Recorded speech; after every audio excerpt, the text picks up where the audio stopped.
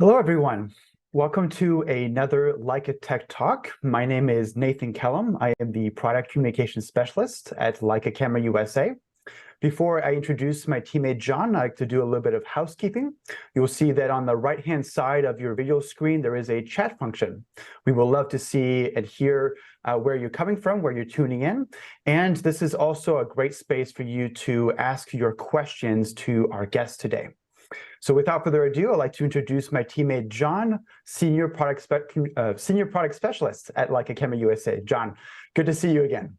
Hey, good to see you, Nathan. Glad to be here. Really excited, as I'm sure you are, to talk about the M11-P and the content authenticity initiative. And I'm sure we'll both stumble over that phrase quite a bit in the next hour or so.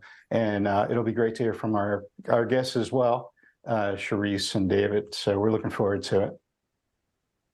Before we introduced our guests, just wanted to go over a little bit about the M11-P.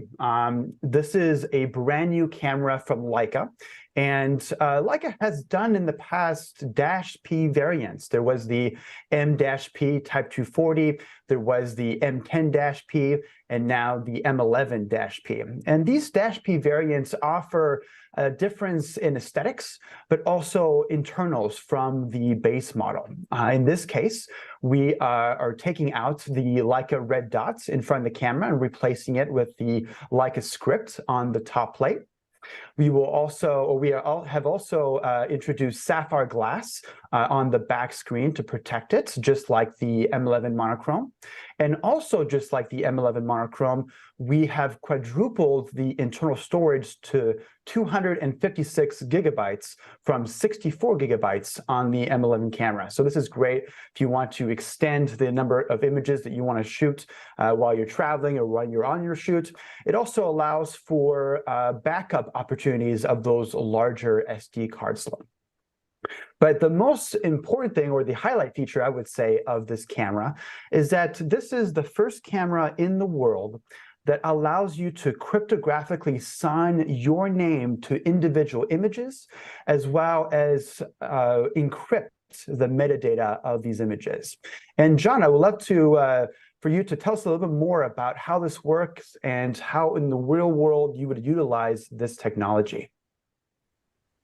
Sure. So actually, within the camera is a chip that allows us to speedily encrypt all this information. So in today's world, we all know as photographers, our images are up. We freely share images on Instagram, and it's easy if we don't have some way to know what is real and what isn't. We really need an ability to authenticate images, particularly those that are in the storytelling and news gathering sector. So here's an image that I've created from an actual real image and a composite from Adobe stock. So when we're looking at it, with the advancement of AI within Photoshop, it's quite challenging to know, is that sky real or has it been substituted?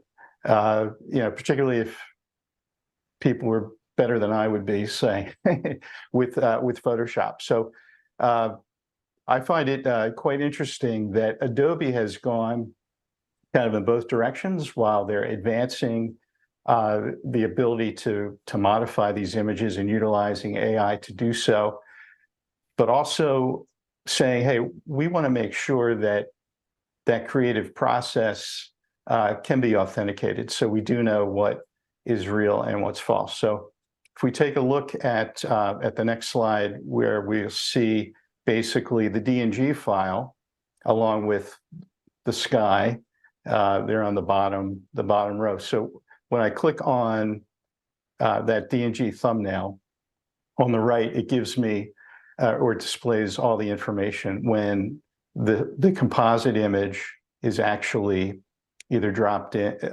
into this page on the contentcredential.org/verify website.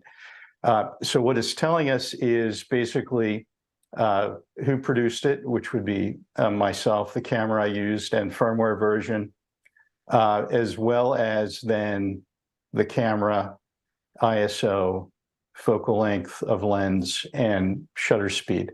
So with the M camera, we can't, or we really don't know exactly, unless we wrote it down, what f-stop was taken. That information is not in the metadata because it's a mechanical feature of the camera, and there's no way to really authenticate what f-stop. So for that, it isn't present. And also there, it's at the bottom, it's signed by Leica Camera AG. So Leica is saying that that DNG file was created basically with the M11 by John Kreidler. So then when we click on the JPEG, that is the composite of the two, at that point, on the right side, on the next slide, we would see basically that I produced it, and then I have the ability to embed my social, I guess, handles. So I have Instagram and a LinkedIn, but I believe you can also use X or Twitter, and I want to say Behance is the other option. So if you have all four, all that information could be there. The software that I used, which is currently the beta version of Photoshop, which if you have Creative Cloud, that is available for download. And then we see basically the trail of information of what I've done. So I've opened the file, I made a crop, I then combined or did sky replacement, and then did some color and exposure edits. And what I find interesting is it's not giving away the secret sauce of the exact things that I had done to it. It's just saying the tools at which I've used. The other thing that I noticed is when I would say take out dust spots, that shows as information added. So it's every move that you make then within Photoshop. So right now, the Photoshop, the beta version, is the best software to use to ensure that all that information is encrypted and then displayed. Then there's also a compare tool. So kind of on the lower right, if you click compare, then you could compare the original and the composite. So you can see kind of what was done, in terms of the crop and in terms of the original image, what areas visually see where I've lightened or darkened things up. So to me, it's really, again, like I said, exciting that we can do so much within Photoshop to make our images more compelling or more interesting, or perhaps more of what we see or the way we want the world to think that we see. But then also have the ability, if we want to have that information encrypted and then authenticated and verified. And again, it is optional. So you could turn that feature on and off, if you didn't want to have that going on. So really neat technology. And with the M11-P being the first camera to offer this, again, just really speaks to our desire to support storytellers and photojournalists and their ability to authenticate their images. So Nathan, I know you haven't necessarily shot the camera, but do you have any thoughts on CAI and kind of what that brings to photography now? Yeah, I think this is really an exciting time, especially with the rise of AI. I think what's important about this particular camera is the distinction that the content credentials is applied to the image at the point of capture. You could definitely take an image and add it to Photoshop and then add the content credentials after the fact. But having it at the point of capture allows this idea of provenance, this idea of where this image comes from, where, when was it taken, what was the circumstances. There's a lot more to the image because it's not something that's been done after the fact. And I think that's a really important distinction, especially for photojournalists. And this is actually a perfect opportunity for us to introduce our guest today. I'd like to introduce our two M11-P brand ambassadors. First, Cheriss May, photojournalist and storyteller from DC. Good to see you, Cheriss. How you doing? Good to see you, Nathan. I'm doing well. How are you? I'm doing well. Thanks for asking. And we are also here with David Butow, also a photojournalist based in LA. David, good to see you. Hi, good to see you, Nathan and John. Cheriss. So David and Cheriss, we're going to go through your images. And as we explore your images together, I would love for you to share just your first impressions of the camera. When you start shooting with it, you start to explore, what this camera was about. You may have shot with Leica cameras in the past. You may have shot with the Leica M11 in the past as well, but we'd love to hear your initial thoughts. David, your image is up first here, so we'd love to hear your thoughts first.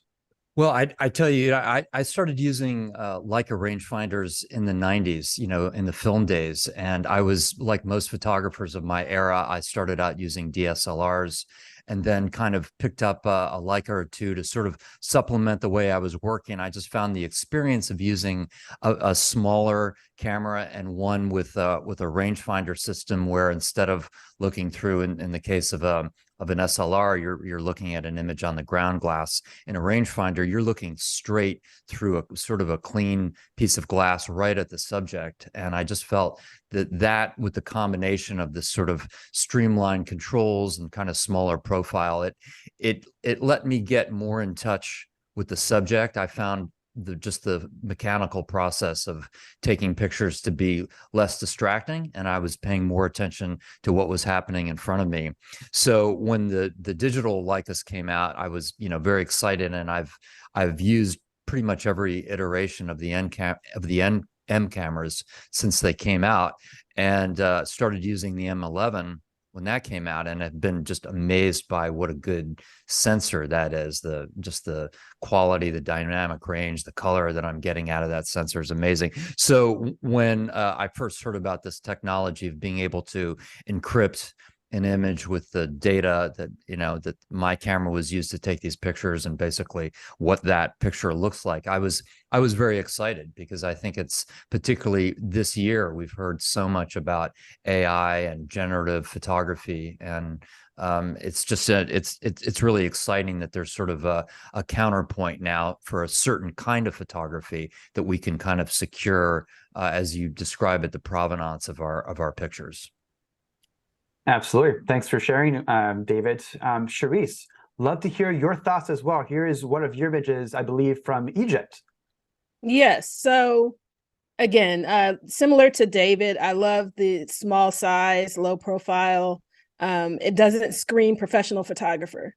So I chose to take the M11-P. I went to Egypt for vacation, and I chose to just take that camera and two lenses, and I remained low profile. For me, it was about making that connection with people and not shoving a large DSLR camera in their face, but having actual conversation and getting to know people, and then having that, powerful camera that is in that small body to be able to record that. And so for me, I'm going to jump into the CAI, Content Authenticity Initiative, and that was important to record, all of those things to me, taking this historical trip. I think that it gives a transparency, so that if someone were to look at that image and they were to scan the QR code, for that information, they can see that this happened at this time. It wasn't something that I made up. It wasn't a prompt that I entered into an AI program to create these images. So that to me was like really exciting and refreshing. And with the documentary and photojournalistic work that I do, for me, having that transparency is important, especially when you're covering historical events, that, people can be assured that this was not made up. This wasn't a compilation of photos that, I put together, but that I was actually there in that moment and what you see is, you know, what's recorded right there. So again, John has said that it's an option that you can turn the content credentials on or off. I choose to leave them on.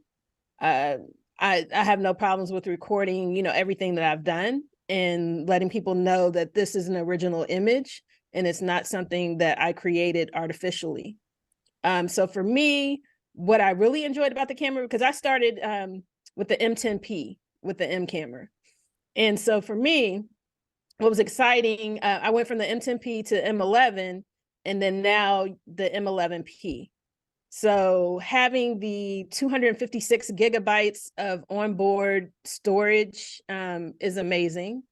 The way it handles low light situations is amazing. Like that's one thing I really noticed as I went to the 11P from the 10P, is that the sensor is very powerful.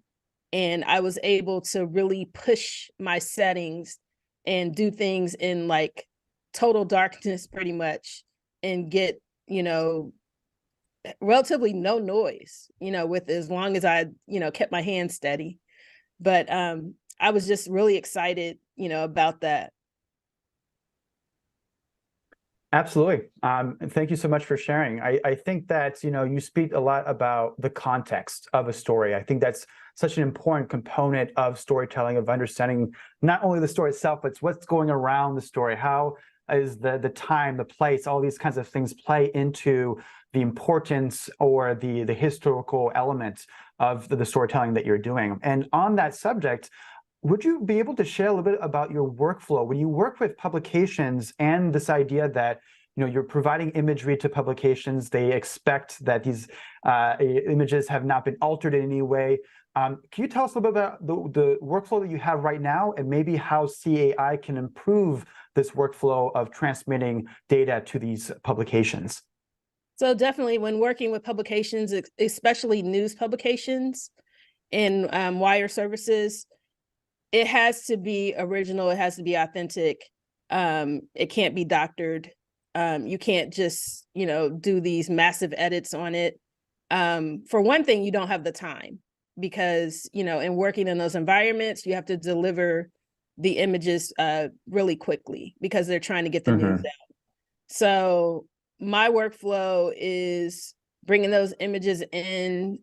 If I'm, you know, I have my laptop, bringing them in, and then I come into Photo Mechanic, and that's where I first bring my images in. And then if I'm making some minor edits with exposure, maybe just a little bit, because I don't do a whole lot. I try to get it, you know, what I want in the camera. That's what I aim to do, just because I don't have the time to go through all these edits.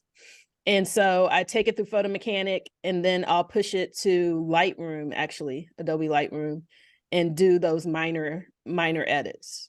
So it's not a whole lot that happens between taking the photo in the camera and then bringing it to the computer. And then it's a matter of uploading it to the servers for the whichever publication that I'm working with. And I'm guessing that those edits are simply maybe exposure or contrast, just to be able to see the subject a little bit better. And with the content credentials, you would be able to see that the only edits that have occurred are exposure, or, you know, even if you do a crop, for example, that is also something that can change the image pretty radically. And that information is also part of the content credentials. David, love to hear your thoughts on this as well. Has this also been your experience working with publications, and how for you CAI could improve that communication between you and the publisher? Well, Cheriss and I have pretty much exactly the same workflow for most of our stuff. I also start out using Photo Mechanic, which is a great program just to kind of sort the pictures that I like from a take. And then when I do, when I have my selects and then I put them into Lightroom, yeah, again, I'm mostly using Lightroom as a tool to sometimes open up the shadows, bring the highlights down a little bit, depending on what the light was. adjust the color balance, but it's really a matter of toning the pictures, not taking anything in and out.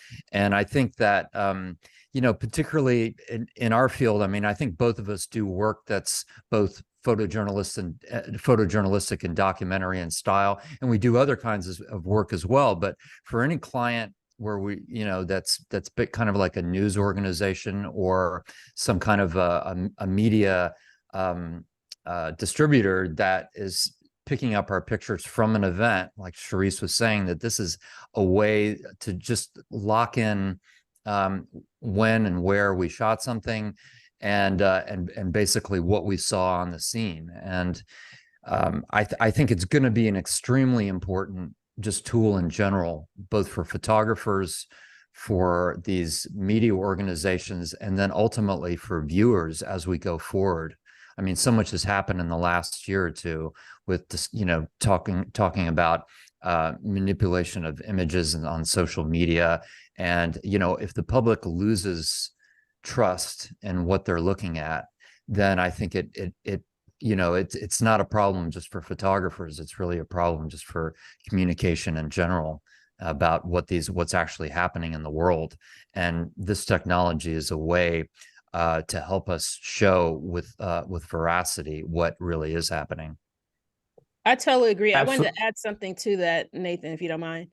Please. Also, beyond doing the work with publications, I think that this is something that's going to be really important when it gets down to these photo competitions as well, especially if you are representing that an image is a certain thing. And before this technology, how could you really tell? You had to trust that the person, was honest about not combining, photos. And that has happened in some of these competitions. So I think with this technology, it's really exciting to me that there's that layer of transparency that you would be able to actually verify what has been done, or if it was a combination, as John showed in the graphic, where it showed where he took the sky, sourced it from another picture and put it in there. So to me, that's really exciting because, sometimes you'll look at these photos in competitions and wonder, like, did that really happen as we see it? Or is that something that was photoshopped? Yes, and today's technology is getting so good that it's harder and harder each day to find out if there was AI applied to it without the CI technology. I think that what's really interesting about this is that, because it is an opt-in feature, having the ability to transform your image through AI, through the different modern tools that we have as photographers, this is in no way a condemnation of that technology. It is, an extra tool in your arsenal for you to create what you'd like to create. But I think it's also important with great power comes great responsibility. I'm going to quote Spider-Man here, that it is important to also having, the technology to find out the provenance, to see if what I'm seeing, right in front of me in my screen, what happened to that file? What is the history of this particular file? And if there are edits to it, that's great. But at least we know what is going on. We have a couple questions from the chat here. I'm going to direct this to John, since you've been shooting with the camera. The question is, how much extra space does this technology take up? Are the images used with this stored as DNG or as smaller JPEG formats? So everything that I've shot is basically JPEG and DNG. And I want to say the file size is about the same.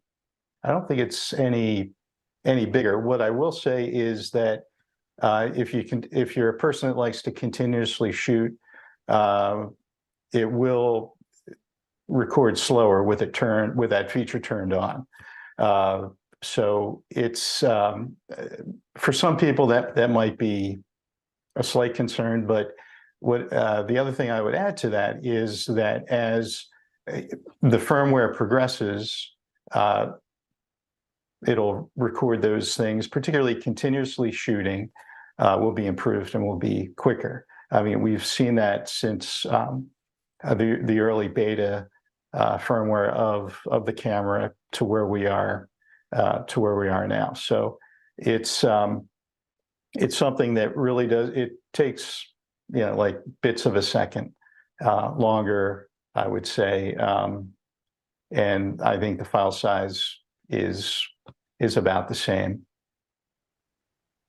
Yeah, we're talking metadata, right? So we're talking kilobytes. Right. We're talking very little amount of Right. extra data. There is, of course, some information to make sure that the metadata is encrypted, and that does take a little bit more space. Right. But really, I wouldn't say it's noticeable from someone who's Right. shooting with an M11 or another 16 megapixel camera. Right. And I think the other thing just to mention that we've kind of maybe tiptoed around a little bit is that metadata cannot be stripped out because it is encrypted. And we were talking about photo contests. From time to time, we'll run a photo contest, and the one rule is, we're going to loan Leica cameras. We want those images that you're submitting to be taken with Leica cameras. And if someone has stripped the metadata, that's like automatically disqualifying them from the contest, because again, we can't prove that it was taken with it. But with the content credentials that the Content Authenticity Initiative has set up, that can't be edited and it can't be stripped. It can only be from when you turn it on in the camera, you turn it on or off. And then when you process out the file, you do have options to encrypt kind of what you've done or not. But then when that's verified, that then shows incomplete. So you still have clues to know that something maybe has happened to that image, that we're not really being totally truthful in that representation. So. Absolutely. And, for those who are unaware, when you have the feature on and you you start to capture those images, there is two types of metadata that is created. There is the typical EXIF data that any application can read. And then there's also the encrypted metadata. And so if you import this image into an application that is unable to decrypt that metadata, you will still see the typical EXIF data that you would with an M11 camera, for example. So you have this duality, which is really fun. And then as more and more apps support the content credentials, then those apps will also be able to then reveal the encrypted metadata as well.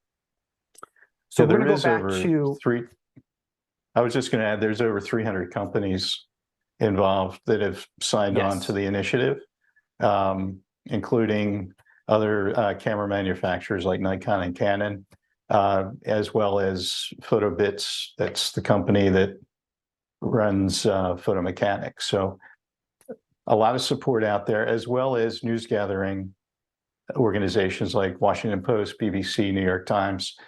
So, what I see about this technology that's so exciting is that it is, first off, and we didn't mention this, it is open source. So anyone can utilize it at any point in time. Anyone can use that Verify website. And it's kind of a push-pull where it's camera manufacturers, it's software companies, and news gathering organizations that have all kind of come together and say, hey, this is extremely important. And for Leica to have the first camera to do it, particularly the M11-P, which some would say, correct me if I'm wrong, Nathan, the P is for press.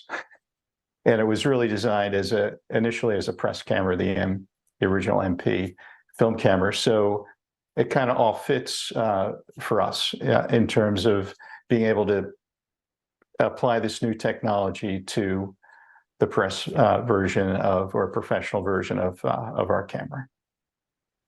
And, Leica has such a deep and strong history with photojournalists. There's so many, historic moments that were captured on a Leica that have changed countless lives. And, keeping that tradition, working with photojournalism, working with photojournalists, working within people that work in photojournalism, is such a core part of the brand. And so happy that we're able to, again, talk to David and Cheriss today. And we're going to go back to your images, David and Cheriss here. You mentioned a couple of minutes ago about, the sensor, right? Cheriss, you came from an M10-P. David, you were shooting with the M11, so you were familiar with the sensor already. Could you tell us a little bit more about, your experience with the sensor? We kind of already tiptoed around this idea that there's a tremendous amount of dynamic range on the sensor, and we have this beautiful image here from David of a motorcyclist during sunset, which always is, a challenging time to shoot just because of those kind of harsher light that's available. David, could you tell us a little bit more about your experience with the sensor and maybe particularly this image right here? Sure. So this is a picture of my friend Nelson on his new Ducati, and this was from a moto trip that the two of us did, just a quick 2-day trip in California. And I mean, you can see that he's wearing all black. He has a helmet on. There's a lot of darkness around Nelson in this picture. And I think that in the film days, let's say, or in the early days of digital photography, you take a picture like this, and if you wanted the sky and the ground to have a good exposure, you'd find that all those shadows kind of collapsed and you'd lose a lot of the information that was in the dark part of the picture. But with the sensor now, you can expose for the highlights, but there's so much information that's still present. And so using whether you're using Photoshop or Lightroom, you can kind of open up the shadows and bring in detail in a picture that you just couldn't have done that a few years ago. So it really expands the range of what you're able to do, even in a kind of an ordinary light situation like this, let alone like what Cheriss was mentioning, especially like a lower light thing. We can talk about that later. So I just think it expands as a photographer how I'm able to shoot and what kind of pictures I'm able to take. Absolutely. And Cheriss, I'm going to peruse through your images as well. Let me know if you want to stop on one particular one. How has been your experience as well using, the shadow recovery of this camera is absolutely incredible. And you have provided us with a number of images in which you're shooting either at night or in, extremely darker situations. Love to hear your thoughts on it. Sure. So I'll speak to the low light that David was speaking to, like this photo here, and then there's one where it's a guy with a furry hat on. This was it was at night. The image back there, it was at night. It was probably like 10 o'clock at night outside, and I pushed the camera to. My speed was probably like 1/15 of a second. And I just opened it up, and I was still able to get so much detail in the picture, which I really love that, that sensor is able to do. So for me, it's exciting to be able to be in different situations, whether it be bright light or low light. And it's able to handle that. As David was saying, you can expose for the highlights and then recover, the shadows once you get the photo onto your computer. So for me, I was really excited with this low light capability because, I had a number of things that I knew that I was going to be documenting, and it was going to be at night. And I didn't want to take away from it and bring a light into it. I wanted to show it just as it was in that moment. So for me, being able to have a camera that could handle that was exciting to me. Absolutely. And you also have, a very bright light in the shot. So that usually also complicates things when it comes to trying to retrieve those shadows. But I absolutely love this shot right here. I'm going to go over to 2 more images, and I would love for you to share the story behind this image right here. When you told me about there's this shoot that you were doing, I was like, this is the perfect thing for content credentials to document this person's life. It is. So this is my 105-year-old cousin, Clifford. He lives in Los Angeles, and we are in his backyard of his home, sitting under a lemon tree that he planted in 1947 when he first bought the home. So for me, this was the perfect camera to have with the content credentials on there, because we're talking about the 105-year history, of my cousin, and being able to document that with this camera that's specifically made to record all those things, record this history, of that image, was just perfect. The timing was perfect. I'm glad that I was able to do this. And it was just exciting to me to be able to spend this time with him and talk about his life. Absolutely. Beautiful, beautiful shot. Love that Being shot. 105 years old, what's the secret? What's the secret sauce?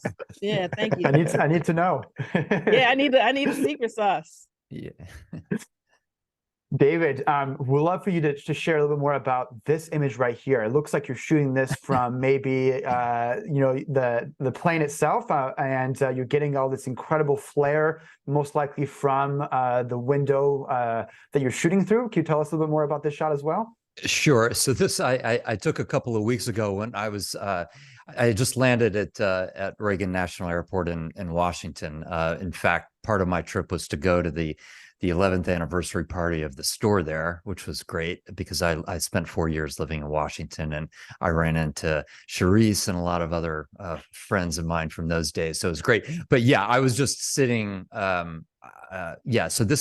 it's all flared out because probably those lights from the plane are kind of getting a bit hazy from the airplane window, that I took this picture from. But it's sort of it's just kind of surreal. It doesn't mean much, but it's just kind of a fun, jazzy picture that was created in the camera. It wasn't, there's no funky post-processing going on to create those effects.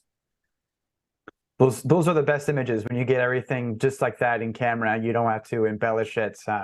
Love that shot. John, I'm going to ask you another question from the chat here. A question from Paul Jacobson. Can my current M11 be updated with either the larger internal memory or the CAI feature, or both? Well, sadly, no. The upgrade would be, I guess, traded in on an M11-P.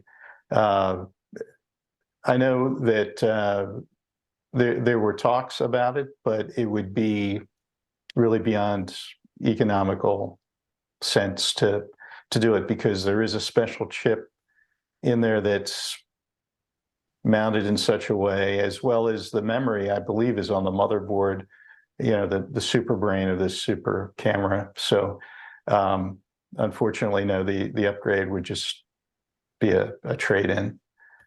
So at this point, we're going to go back to some images here. Cheriss, love this close-up shot of this person. Could you tell us a little bit more about this shot right here? Yeah, so this was in Los Angeles, and this was at an exhibition, The Faces of Leica, and this gentleman was there, and I noticed him because, number one, I love hats. Like, if you see me most of the time, I have a hat on. Like, I love wearing hats. So I noticed him, right away because of the hat. And it was pretty crowded in there. David was there too. It was pretty crowded. But I was able to isolate him, I was able to, because the camera's so small, I was able to get low, with that camera, get close to him and isolate him from the crowd of people as he kind of stands among them. But I just thought he was just really distinct looking with not only the hat, but the beard. And it just got my attention. The hat is incredible. I love the beard as well. Do you remember what lens you were using for this shot? The 28 Summicron, I want to say. Nice. Great lens for reportage photography. And, that lens was updated with the release of the M11-P. There is now a new version of the 28mm Summicron M. One of my personal favorite lenses. I love how versatile it is. Yeah. David, one of the things that really grabbed my attention with the work that you share with us is the color output of the M11 sensor. And just wanted to go through a couple images here, particularly to land on these two images right here with the gentleman on the left here with this. It looks like you're shooting kind of, asking him to look into the sun or to a bright, lighting source. And then you have kind of the opposite where you have two people in shadow with the light source behind them. Could you tell us a bit more about, the color output of the sensor and, despite being in these more challenging situations from a lighting standpoint, how you found the output of these images? Well, I think that one of the things I've noticed, having started using, digital cameras about 20 years ago, is I think in the earlier days, the color that you got out of the camera, even when you were shooting raw, seemed to be a little bit more locked in of a certain, it had a certain kind of profile to it, if you will, depending on what camera that you were using. I think with this sensor, with the M11, the M11-P, I find that the files are really malleable in a sense. So you're getting so much just raw basic information that it gives you a lot of options of how you want to handle that in post-processing. So you can stay with a very rich, colorful look in your file if you're going for that, kind of like the picture on the left. I mean, this was taken on the Santa Monica Pier, and this is when I first got the sort of the beta version of this camera, and I was just wandering around looking for things to take pictures of, and just obviously the combination of the color, what the guy was wearing and what he was standing right in front of at the time. You want kind of something bright and kind of eye-catching, and you're able to record that with the sensor and then just sort of do maybe a little bit more straightforward look in post-processing. But with the picture on the right, you can see everything's a bit muted. I don't think that I muted it later, but the sensor is so interesting in that if you have a scene that's maybe has less color in it, that's a little bit more monochrome-ish, if you will, that the sensor's not going to add anything to the color of the image that wasn't really there. So you're getting a very neutral and a very true raw image. And I think that just expands the capability of what you're able to do later. Absolutely. And this brings us to our next image here. Cheriss, you alluded to this image at the beginning of our talk, shooting in very low light situations. Please tell us a little bit more about this particular shot, having such a dark background to work with. How did you achieve this? So this was at my friend's studio, the dojo, and they were having a night of like an art activation. And I saw this particular guy, and it was just something about his look with the hat. And so I took him outside of the studio, and at this time it's late. It's like maybe 11 o'clock at night, pitch black. There was one kind of singular small light on the building, on the outside of the building. And so I just placed him to be across from that light. And then everything else is just dark, just black. And this was one that I spoke about where I pushed it. I pushed it to maybe 1/15th of a second. God, my ISO may have been like 6400. I'm not sure. I have to go back and look. I might have pushed it even further than that. And I just kind of tried to stay steady because I knew that I was, pushing it, and any slight movement was going to cause a, motion blur, which I didn't want, because I wanted to get this portrait. And it just, like, when I looked at it in the back of the camera, I was like, I think I got it. Like, I think I did it. But, it's in that small screen, so you can't know for sure, but it looked good, small. And when I got home and I brought it in to, Lightroom, and I saw, okay, I did, like, it got it. It nailed it. So exactly what I saw in that moment is exactly what I'm seeing here, what I saw on my computer. So that's what when I was talking about the low light capability. That's one of the things that really excited me, about the camera. Yeah, when you're, sorry. Please, David, go ahead. Oh no, I'm sorry, Nathan. Yeah, no, I was just thinking, and it's amazing actually, considering how much you bumped up the ISO on that.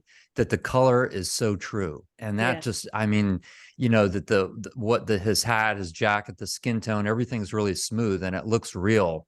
You know, the camera's not adding like any digital artifacts into the color, you know, that would sort of ruin that really, really pure look. I mean, it looks almost like, I mean, for those of us who used slide film a long time ago, it looks like it could have been shot on Kodachrome 64 or something. Mhm. Yeah, it's Yeah. amazing. It's Yeah. the other thing that I really, like about the sensor and the camera is, and I think this is like when you talk about, I know people, they try to tease you about the Leica look. Oh, there's no such thing as a Leica look. There is a such thing as a Leica look. Like I've shot, many different cameras, but one thing I can say that I really like is how it renders the texture. Like I feel like I can look at a photo, whether it be print or on screen, and I can just feel the texture. Like I could feel the texture of his hat, the little fur, and even the details of how it even isn't flat, and that it stands up a little bit. And I could, I look at it and I feel like I can, still feel the hat as if I was there. Yeah, and those textual elements are really amplified by the fact that you have this really black background where there's almost no texture, and so your eye is trying to look for parts to look into and to explore, and that hat, the coat, the eyes, it just directly grabs you, despite having just kind of this black background behind. Really focuses your attention right to exactly where you want to be. And that's a great transition to the second part of our talk right here, just speaking about the top 3 benefits of the sensor. So just like, in the M11, the M11-P has the exact same sensor as in the M11. And one of the key things about the sensor is the high resolution nature of the sensor. Working with 60 megapixels really allows you to explore and dive into your imagery like never before. This is an example right here of that, shooting this mother and daughter looking out, shot in France here. And what I found is that with 60 megapixels, you can really explore the rendering of the lenses that you're using. As you go into 100% to reveal the details, you can see where the drop-off is happening, where that fall-off is happening. You can see, of course, all those textual elements that Cheriss was just describing in her imagery. Same thing in this image right here. This is shot with the 135, and in the foreground we have this formation of rocks, and behind that we have this lighthouse. But behind the lighthouse, there is a small island with a little town on it. And with 60 megapixels, you can explore even the farthest elements of your frame on the horizon line there. You can see that there's a church on that island over there. You can see there's another lighthouse. So, seeing things that you maybe couldn't be able to see with your naked eye at the point of capture, and kind of re-exploring your imagery and saying, oh, wow, I didn't know that was happening in my image, is always a fun thing to see. David and Cheriss mentioned a color, and John, you sent me these images right here, which I think are great examples of the color output of the sensor. We'd love for you to tell us a little bit more about these 2 shots. What really grabbed me was the red. The red is typically something that sensors have a hard time with, and your subject on the left-hand image there is basically all red. So please tell us a little bit more about these 2 images. So basically, this, I guess, past weekend, I was in Boston. We were doing a photo walk, which was such a great time. And it's a beautiful time of the year in the Northeast, where there's still some color in Boston. So we're kind of walking around Beacon Hill, and I saw this red door with the 2 wreaths on it, and I took this image. The red just really spoke to me. And what's so interesting is, these are all older homes, but how flat the paint is, and just how beautiful it is. And in fact, someone came up to me and said, "Hey, is that door historic?" And I said, "I'm sure it is." "Why are you taking a picture of it?" "It's a red door with 2 with 2 wreaths on it." I mean, it's just cool. It's just cool stuff. And then the other, just the in the gardens there with just this beautiful yellow and variants of yellow leaves in autumn, and just how warm the light was. It was, again, just what I'm amazed by is the color in both instances. So it's this true color technology that we're utilizing in both the M11 and the M11-P that records color as I see it. And that to me, and it's pretty much no matter the ISO. I will venture up to 12,500 with the BSI sensor. And if that gives me a good exposure, those images are brilliant. So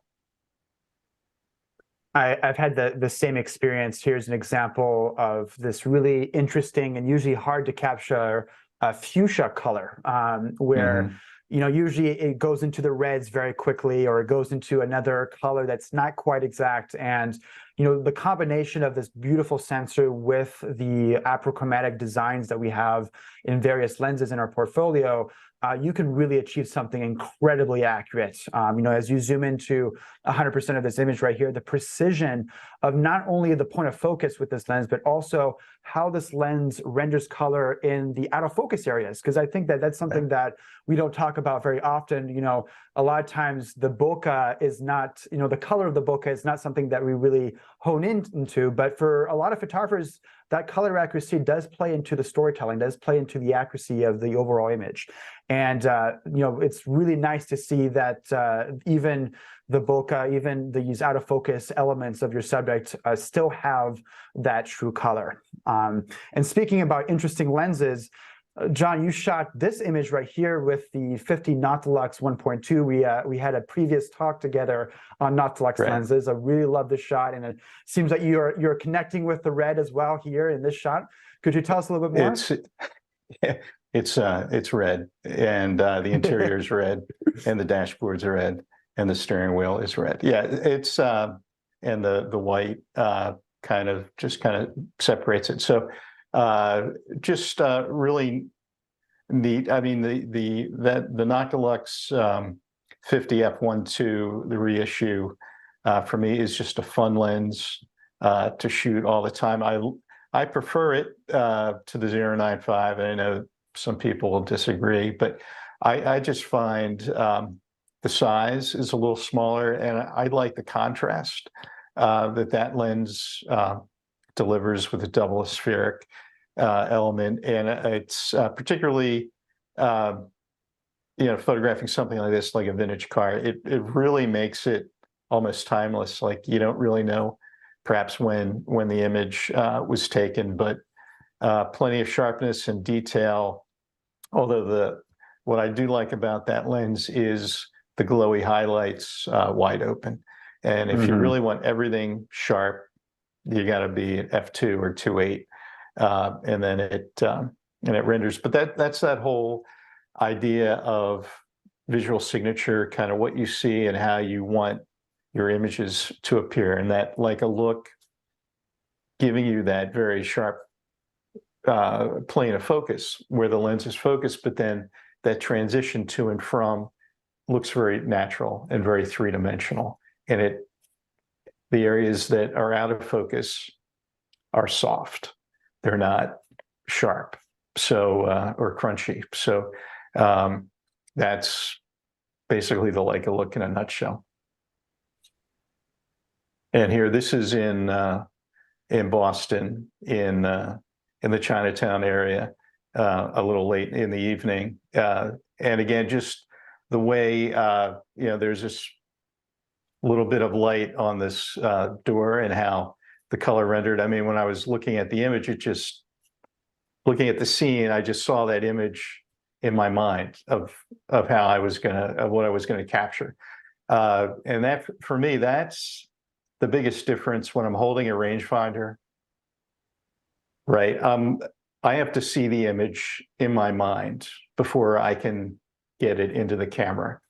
When shooting a mirrorless camera, Basically you're looking through the lens, you're seeing the depth of field, you're seeing the field of view. And in some ways it's a different shooting experience. I don't know if it's easier or more difficult, but a lot of times when shooting a rangefinder, for me, it's just a lot more enjoyable because to me, it's more rewarding when you see it in your mind and you line it up, you take the image and you look at it even on the back of the camera and you're like, that's exactly what I saw, from color, composition, and everything. So it's maybe a little more cerebral than some people want to experience, but for me, it's a lot of fun and enjoyable.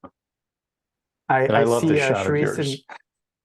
Thank you. I just was I was noticing Cheriss and David nodding when you were speaking about the experience of shooting with a rangefinder camera. It is very different than other systems out there, and does lend to some really interesting situations because you're just positioned in a different way when you're having a rangefinder up to your eyes because of the mechanical nature of this camera.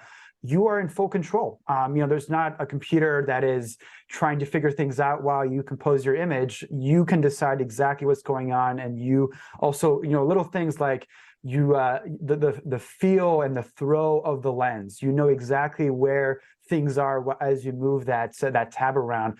Cheriss, I see you nodding some more. Could you tell us a little bit more about your experience with the M? It seems like you're connecting with what we're saying here. Yeah, a lot of what you're saying. I don't know if you can flip back to the image of it's a crowd shot. It's Slick Rick. It's like a big crowd, and I'm from behind him. Behind the DJ. Yes. Yes, we'll get to that in just a moment here. So as they're coming to that, again, going with the small size, the low profile, I was able to stand. There was like a little bit of space behind the DJ, and I was able to get back behind the DJ. And a lot of times I find too that the rangefinder is faster than an autofocus camera, because if you're using zone focusing and you're able to get that, then all you have to do is press the shutter button. You don't have to worry about it kind of thinking and trying to focus on something, or even if you try to manually focus before that. But I find that when I use the rangefinder in those situations, I can catch things a lot quicker. And with it being so small, I was able to stand behind the DJ and raise it high above my head, knowing that my subject was going to be in focus because I had already, determined that with the zone focusing. So then all I had to do was, as I'm holding it there, just release the shutter.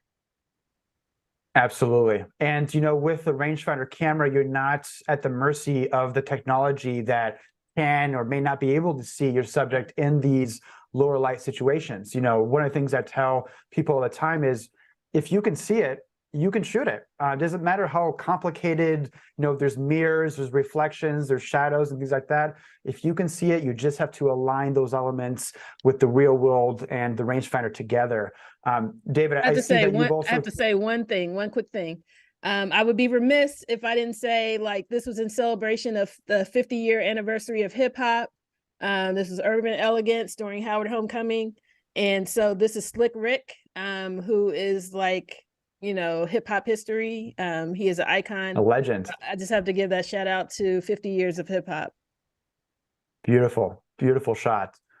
Thank you. David, I see that you're also nodding. I see that you've shared with us a couple of those low light images as well.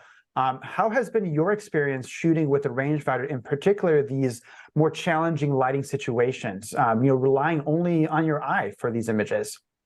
Yeah, it's kind of counterintuitive in some ways when you think of autofocus technology, which is pretty good these days. But there are times, and I do carry a mirrorless camera with me most of the time, in addition to using an M. But there are times that I can see what I'm doing better with the rangefinder and get things in focus better and quicker than what I could get what I'm getting with a mirrorless camera. And part of that is you mentioned it earlier, Nathan, is just the muscle memory, kind of almost of kind of where you're with your hand that's focusing, kind of how much you're moving the lens, and about what about what distance your lens is set at any moment. And like Cheriss is saying, she kind of zone focused that. So she locked in the focus, and then she raised the camera above her head to take the picture. And you know that the camera is not changing anything. Like you've set it to what you wanted to do, and it's just going to stay there. It's not going to try to outsmart you. Absolutely. We're going to go back to our slides here and talk about the second feature that I really love about this camera, which is the dynamic range. We've been kind of talking all about it today. And John, you shared with us, this image right here. This is the original raw file shot with a 21mm lens, one of my favorite 21s that Leica makes, the Super Elmar. And here is the final image after that edit. Just love to see that you have so much control. You can control those highlights in the sky. You can control those shadows, beneath the bridge there, and form that image that you most likely saw when you captured that shot. Could you tell us a little bit more about this moment? Right. So this was during a Phil Penman workshop where we always order, terrible weather for regular people, but not for photographers. It was kind of rainy and overcast, and I was kind of under, I guess it would be the FDR near two bridges, and took the shot. And like you say, this is what my eye saw, and basically I just wanted to make sure I had all the detail in the highlights, and I could have brought out more of the sky, and that particular 21mm lens, the Super Elmar, is one of my favorites. I just love shooting that lens.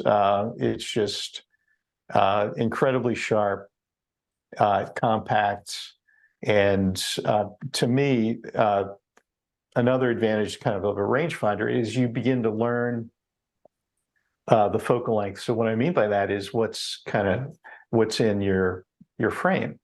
So whether it's 21 or 35 or 50 or 75 or 135, you begin to see then in that focal length.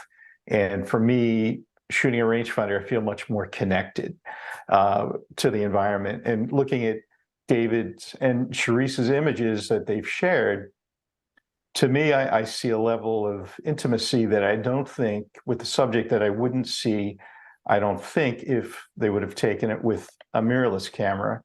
And it's because of the compact nature, there's a discrete nature, and how that camera feels. So it would be great to get your thoughts, Cheriss and David, about kind of that part of the user experience in terms of, working the environment in particular. I agree, John. I think that the rangefinder lends to more connection. Number one, the size.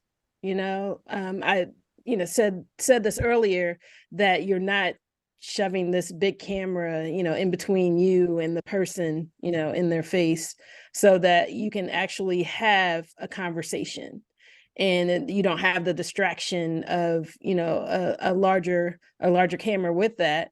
And because I feel, like you said, connected to the environment, and I'm envisioning things as I see it in that moment. And that's exactly what I'm viewing, when I look through the rangefinder.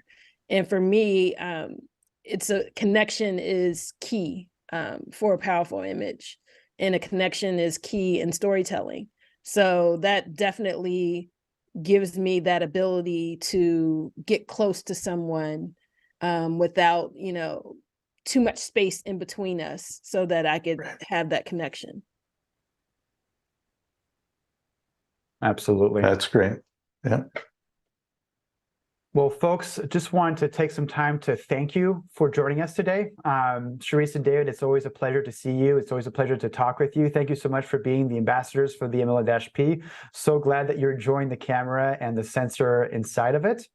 Want to share with you some more information about Leica Academy and what is coming up next.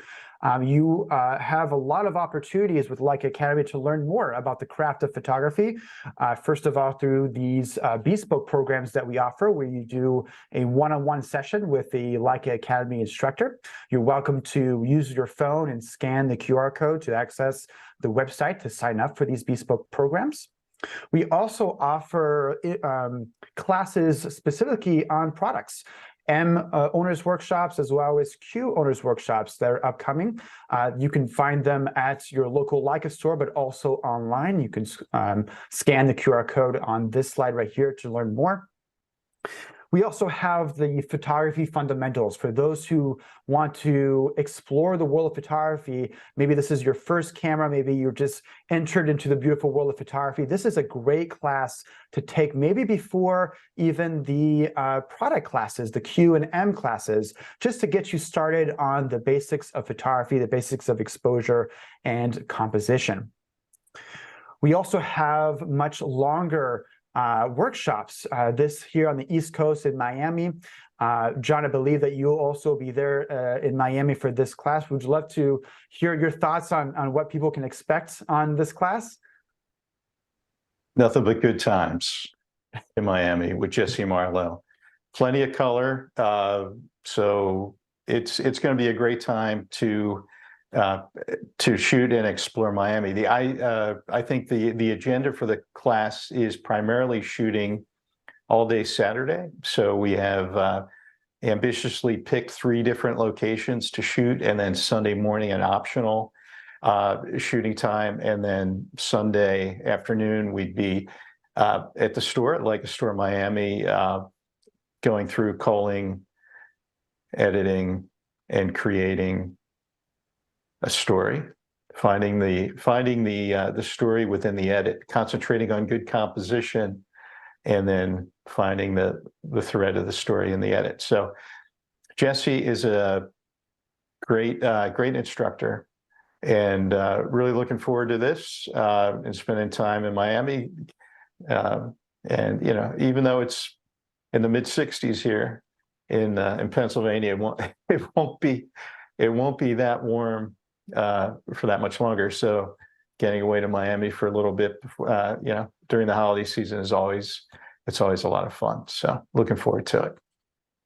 That sounds great. And for those on the West Coast, Terry LaRue is doing a workshop on abstract photography on combination in partnership with the Leica store in Bellevue. This is going to be almost a week-long workshop, going from start to finish, from that creation of the abstract work all the way to, like John said, working with editing and composing to that final image that you will be able to present after that workshop.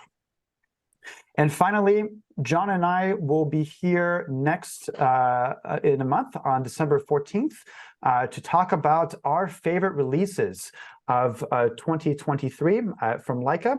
This will be December 14th at 1 p.m. Pacific, 4 p.m. Eastern, and we look forward to seeing you there as well.